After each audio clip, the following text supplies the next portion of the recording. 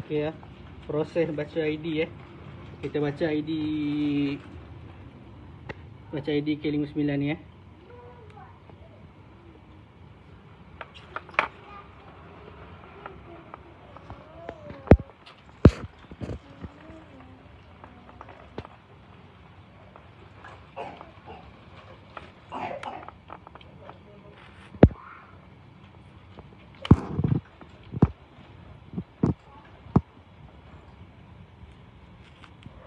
Okay, ni ID asal Macam ni ID asal yang kita ada dalam ni. So untuk kita beli SU baru untuk sanitasi, kita kena padam ID asal ni. Okay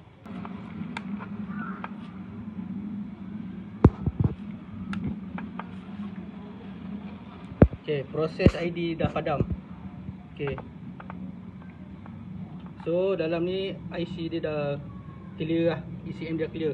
So nanti kita tengok, check balik Kita check balik sama ada ID ni masih ada lagi atau tidak. Kita baca ID ni. Tadi kita dah hilangkan, tapi kita baca lagi sekali untuk nak memastikan ID tu telah hilang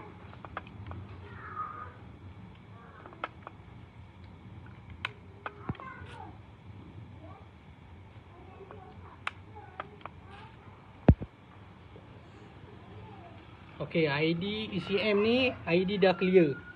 So kita pasang ni pada motor. Dalam sama kita pasang ECU baru. So automatic ECU yang baru dalam ID baru tu dah akan transfer ke sini secara automatik. So ECM ni dah kosong.